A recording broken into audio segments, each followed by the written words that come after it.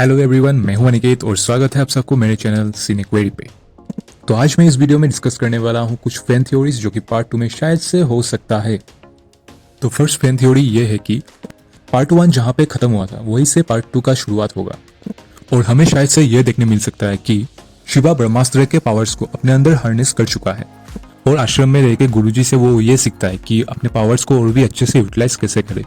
Theory number 2, देव जब अपने life form में वापस आता है उसके बाद वो ब्रह्मास्त्र को हासिल करने के लिए आश्रम जा पहुंचता है, क्योंकि जब ब्रह्मास्त्र एक्टिवेट हुआ था उस वक्त उस जगह का लोकेशन कहाँ है वो शायद से देव को पता चल गया होगा और वो सीधा ब्रह्मास्त्र को हासिल करने के लिए आश्रम जा पहुंचता है। और फिर शायद से हमें कुछ ग्लिम्सेस देखने मिले जो अमृता और देव की लड़ाई हुई थी उस आइलैंड में, और फिर हमें शायद से देव और अमृता की जो बैक स्टोरी है वो देखने मिले, उनका जो रिलेशन था, देव क्यों अच्छाई से बुराई की तरफ चला गया था ब्रह्मास्त्र को हासिल करने के लिए। हाँ, पार्ट 2 में भी हमें एक लव स्टोरी देखने मिलेगा देव और अमृता की, और मुझे लव स्टोरी से कोई प्रॉब्लम नहीं है, बस उसे अच्छा से डेवलप करे, मैं यही चाहता हूँ।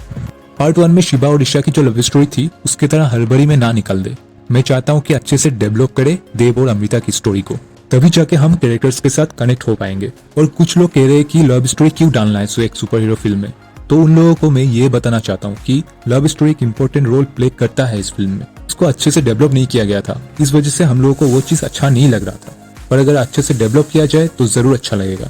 और रेफरेंस के लिए अगर कहूँ तो क्रिश में भी लव स्टोरी था, बट क्रिश के लव स्टोरी को लेकर किसी को कुछ प्रॉब्लम नहीं है क्योंकि उस स्टोरी को अच्छे से डेवलप किया गया था, इस वजह से।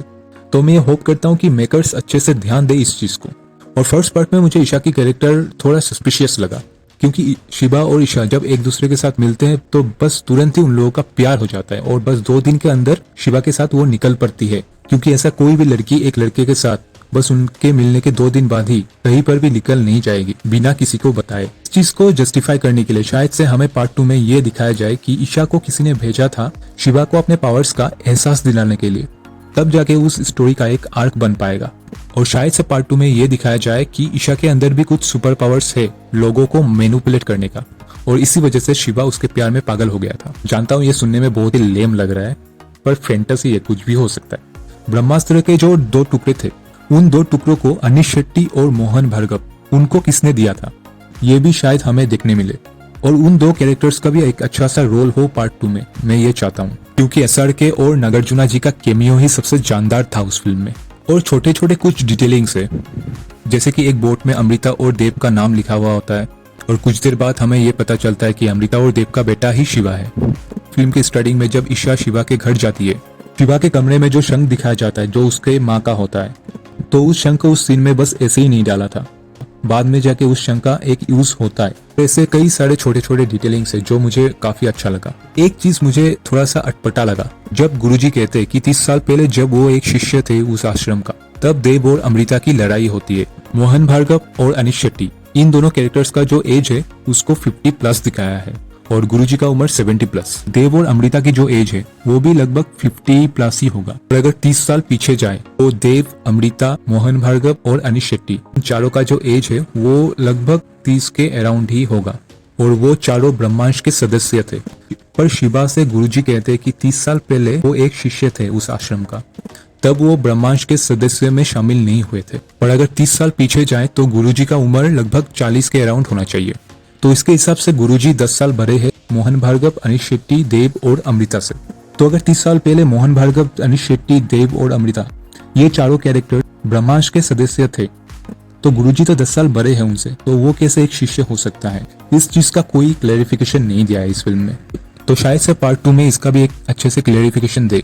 थ्योरी नंबर 3, देव आश्रम तक पहुंच चुका है ब्रह्मास्त्र को हासिल करने के लिए और वो सबको घायल करके ब्रह्मास्त्र को हासिल कर लेता है, पर वो ब्रह्मास्त्र को एक्टिवेट नहीं कर पाता है क्योंकि शिवा ने ब्रह्मास्त्र के पावर्स को अपने अंदर हार्नेस कर लिया है और बस वही ब्रह्मास्त्र को एक्टिवेट कर पाएगा। पर शिवा उस वक्त आश्रम में नहीं रहता है, वो मुंबई चला जाता है क्योंकि वहां पर भी उसका एक लाइफ है, क्योंकि हमें यह दिखाया गया था कि अनाथ आश्रम के बच्चों को वो संभालता है, तो इस वजह से उसको मुंबई वापस जाना पड़ता है। पर देव को तब तक पता नहीं था कि शिवा ही उसका लड़का है, और आश्रम के कुछ मेंबर से ये पता चल जाता है कि शिवा उसका बेटा है, और फिर देव सोचता है कि अगर शिवा को उसके तरफ कर ले तब उसका जो गोल है वो और भी आसान हो जाएगा उसके लिए।